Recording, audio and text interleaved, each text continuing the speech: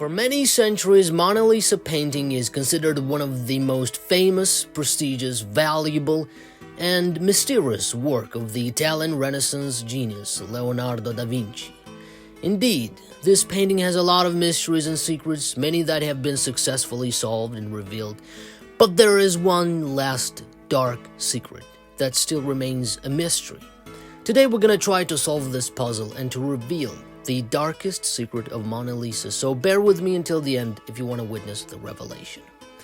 So, it is said that the paintings of Leonardo da Vinci are so finely crafted that they cannot be replicated by any contemporary artist regardless of their talent. Even reproducing a copy of the Mona Lisa would be beyond the abilities of today's artists. The technique and skill used by Da Vinci in his paintings is unmatched by any artist alive today. No one would be able to make an exact and perfect copy today if they would use the same tools that Leonardo did. So let's see what Wikipedia tells us about Mona Lisa.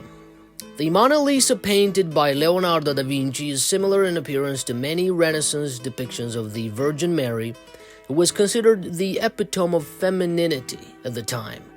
In the painting, the woman is seated upright in an armchair with her arms folded, displaying a reserved posture. She appears to be looking directly at the viewer, giving the impression of being alive. This effect is heightened by Leonardo's use of sfumato, a technique in which he did not draw out lines around the features of the subject. This creates a hazy, ambiguous mood, particularly in the corners of the mouth and eyes. So what is this sfumato thing? According to Giorgio Vasari, an art historian from the Renaissance period, the technique of sfumato was first developed by the Flemish Primitive School, a group of artists that may have included Jan van Eyck and Roger van der Weyden. Vasari claimed that this technique was invented by these artists. In addition to Leonardo da Vinci and his followers, known as the Leonardeschi, other notable artists who used the technique of sfumato include Correggio, Raphael, and Giorgione. Raphael's Madonna of the Meadow is a well-known example of sfumato, particularly in the depiction of Mary's face. The Leonardeschi group includes artists such as Bernardino Luini and Funisi. Art historian Marcia Hall has proposed a theory that sfumato is one of 4 modes of painting with color that were used by Italian high Renaissance artists, along with cangiate, chiaroscuro, and unione. This theory has been widely accepted by scholars. The term sfumato comes from the Italian language and is derived from the word fumo, which means smoke or fumes. When translated into English, sfumato means soft, vague, or blurred. This term is used to describe the technique of creating a hazy and distinct effect in a painting, particularly in the transition between colors. The technique is a fine shading meant to produce a soft transition between colors and tones in order to achieve a more believable image. It is most often used by making subtle gradations that do not include lines or borders, from areas of light to areas of dark. The technique was used not only to give an elusive and illusionistic rendering of the human face, but also to create rich atmospheric effect, and the hazy transition between colors mimics the effect of an out-of-focus plane or an area beyond what the human eye can see. It is a popular technique from the Renaissance period, and Leonardo da Vinci was a leading practitioner of sfumato. He incorporated his research on optics and human vision, as well as his experimentation with the camera obscura, into his use of sfumato. He employed this technique in many of his works, including The Virgin of the Rocks and the Mona Lisa. Da Vinci describes sfumato as being without lines or borders, in the manner of smoke, which would literally mean, in a more simple explanation, that Leonardo was able to paint with the brushes without leaving any lines on the painting and picture itself. You wouldn't be able to find any line, even using a microscope. It is worth noting that other methods of creating art, such as printing with a color printer or using a paint sprayer, do not involve the use of brush strokes.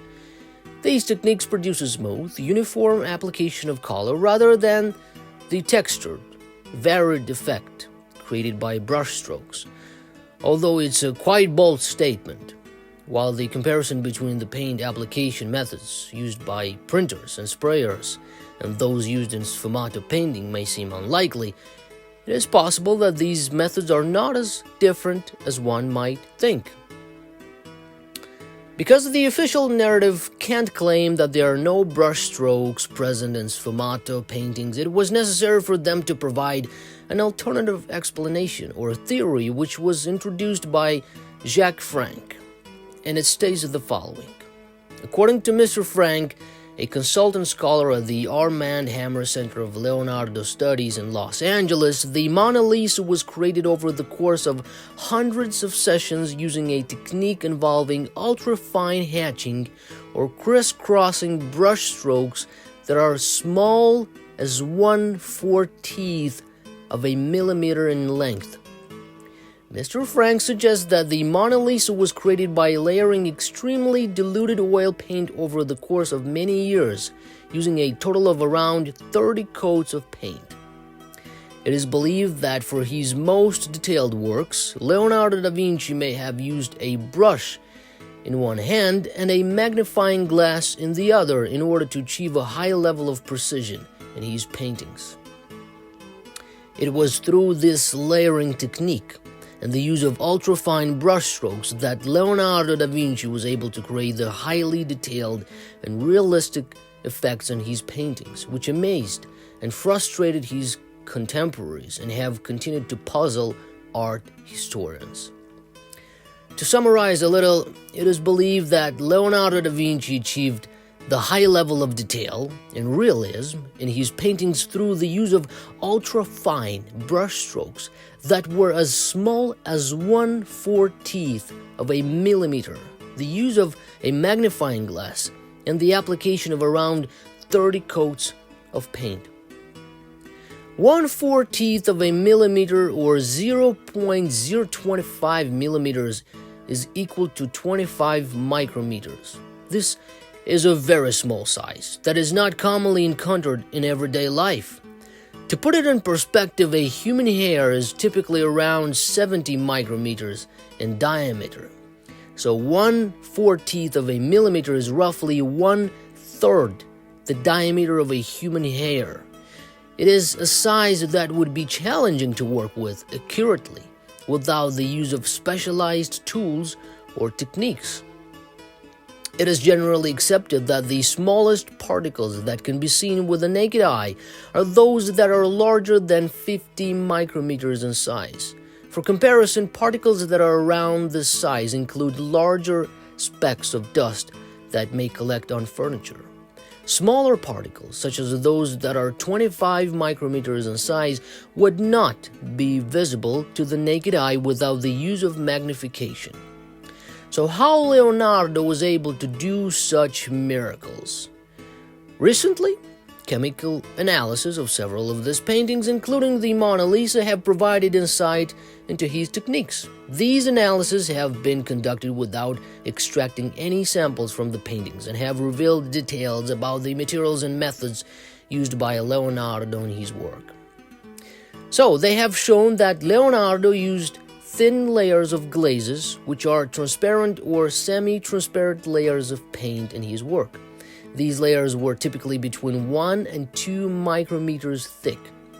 This information provides a better understanding of the techniques and materials used by Leonardo in his paintings.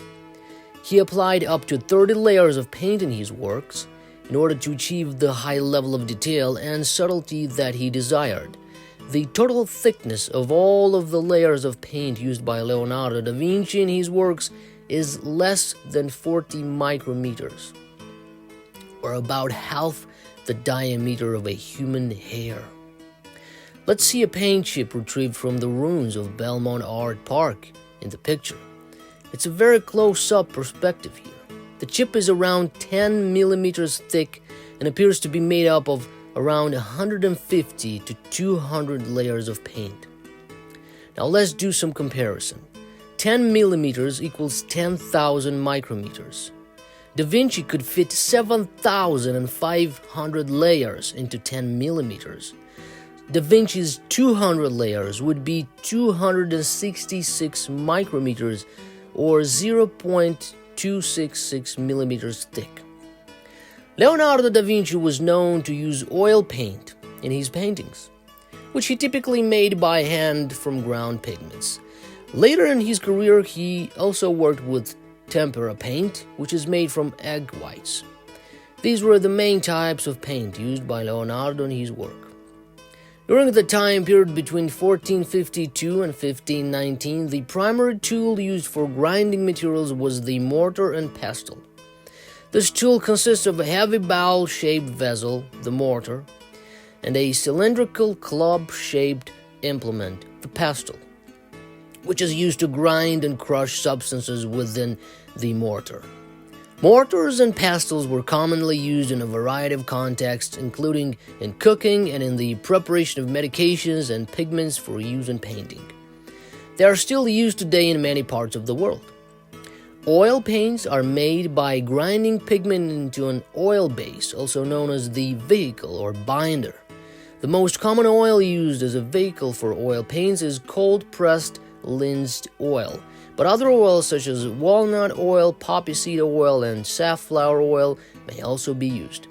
The choice of oil used as the vehicle can affect the properties of the finished paint, such as its drying time and its consistency. The pigment is the component of paint that gives its color. The name of a paint color is typically derived from the pigment used to create it. Pigments can be obtained from natural sources such as rocks or minerals, or they can be manufactured synthetically. Some of the oldest pigments used by humans are made from colored earths, such as yellow ochre, sienna, and umber. Other pigments are derived from mineral salts, such as white oxide. The choice of pigment can greatly influence the appearance and properties of the finished paint. To create a layer of paint with a thickness of 1.33 micrometers, it is necessary to use particles that are no larger than this size. This would require the use of a grinding machine that is capable of producing very small particles with a high level of precision. Now let's compare what a contemporary grinding machine can do versus what Leonardo achieved. The MP1000 is a machine that is designed to grind and homogenize samples using a mortar and pestle. It is capable of processing a wide range of samples in either a dry or wet state, and is particularly effective for samples that are oily or pasty. The MP1000 is able to accommodate a wide range of batch sizes from small to large quantities of sample. It is also well suited for use with temperature-sensitive samples, as it generates very little heat during the grinding process. So, a sample feed size, 10 millimeters, a final particle will be 5 micrometers. Leonardo's layer thickness is 1.33 micrometers. Now, this was just a comparison between an automatic modern grinding tool and the size of Leonardo's layers of thickness. For sure, there are high-tech grinding machines today that can achieve a high level of particle size, consistency, and produce particles that are very small in size, but that's another level of technology already. We just compared a modern grinding tool with a manual tool. However, even if for a high-tech grinding machine it may be more challenging to ensure that every single particle produced meets a specific size standard, especially if the particles being ground are irregular in shape or size. So my opinion is that in 1600s was just impossible to achieve that with traditional tools or whatever manual grinding tools they had. Remember that the primitive Flemish school was the group that developed the method, and many artists from the same generation employed it.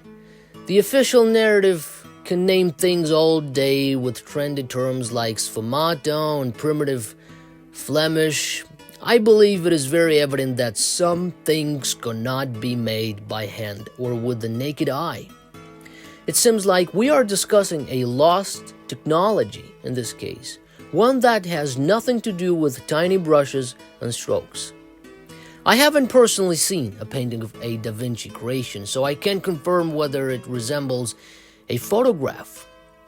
However, based on the descriptions of a sfumato painting we've seen both aesthetically and technically, I think people are describing a photograph that is similar to traditional paper photographs in appearance and chemical composition.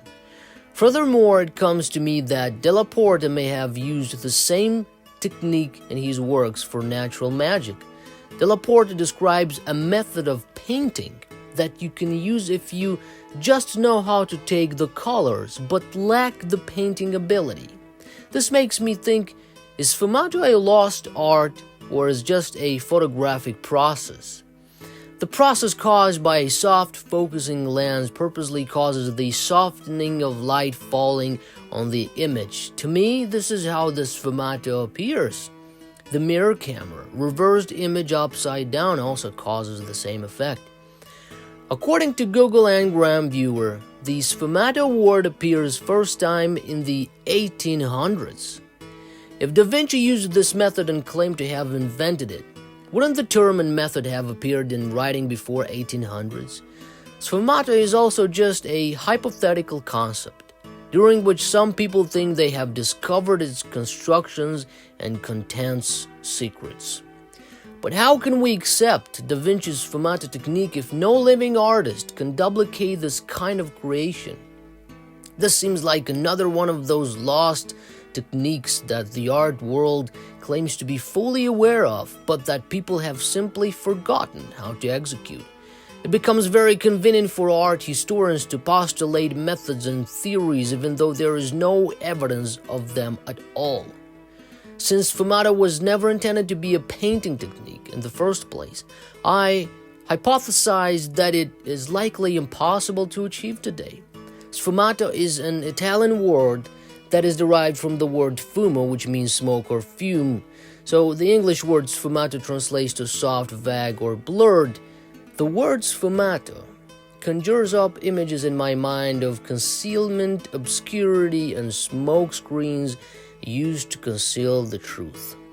I further contend that the term was coined considerably later than Da Vinci's lifetime in an effort to conceal the fact that the artist was actually taking photographs rather than painting them. Perhaps at this time, other painters and chemists were on the verge of learning this technique and had to be dissuaded from popularizing it as a straightforward method of creating genuine images.